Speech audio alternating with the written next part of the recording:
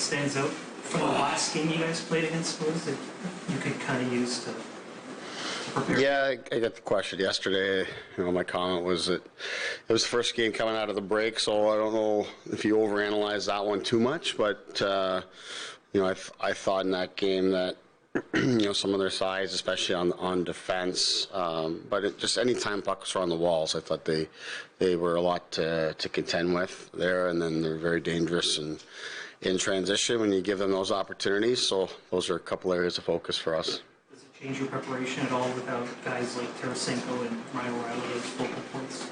No, I mean I wouldn't necessarily say there would be.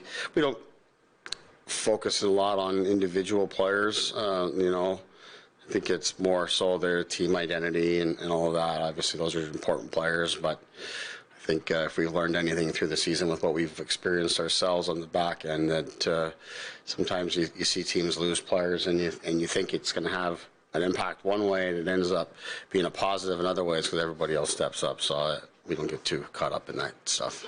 You see the Bedard goal last night, and was last night kind of a game that recaptures kind of the love for junior hockey that people have, given what's happened to it in the last year or so? Yeah, I did catch it. I haven't followed the tournament very closely, but I caught the third period in overtime last night, so it was nice to see them get rewarded because it seemed like it was somewhat inevitable, especially as you got to 3-on-3. But when it's one shot, you never quite know. But yeah, terrific goal, and we're certainly fortunate that he's a Canadian boy. What do you expect from the team as the blue line gets a little bit more healthy every day? I expect us to keep playing the way that we have, and not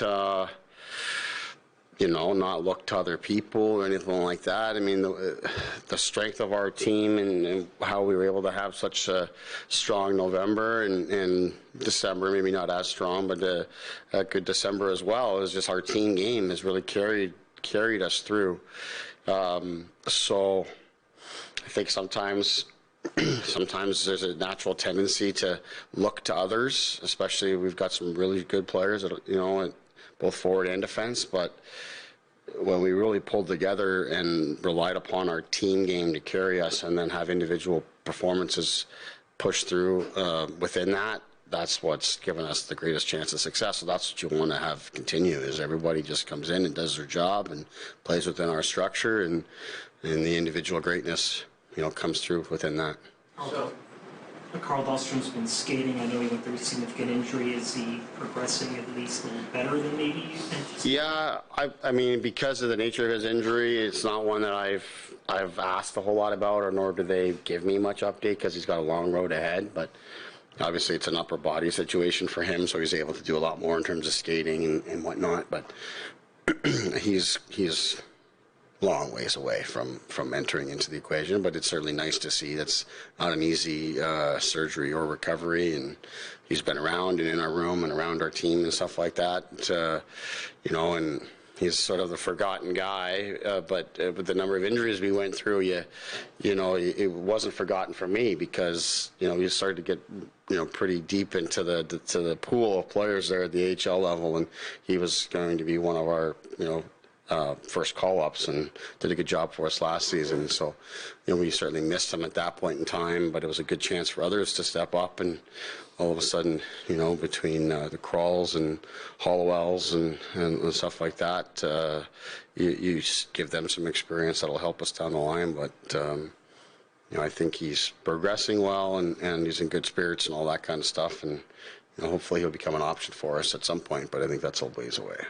January is a very home-friendly schedule for you guys. What are the keys to getting into a good rhythm at home, do you think? Just not getting comfortable. I think that's the big thing. We've played really, really well and had good results here.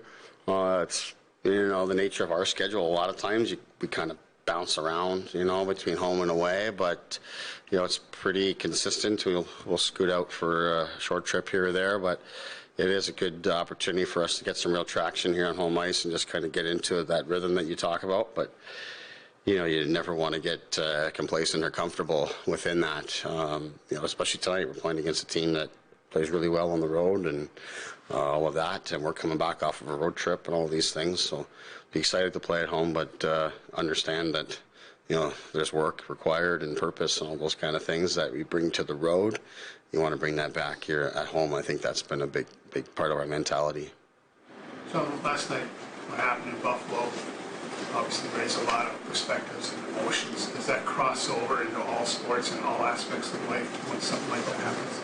Yeah, I think you can't help but feel that. It's another reminder that we're playing the game, and some things such as that are well above anything that we're doing. I think that the right decision was made in terms of not continuing the game and all of that, both for the player, who was injured and had that situation, but also everybody else impacted, both in witnessing it and seeing all of that, and then how that plays on your mind to play such a physical and competitive sport.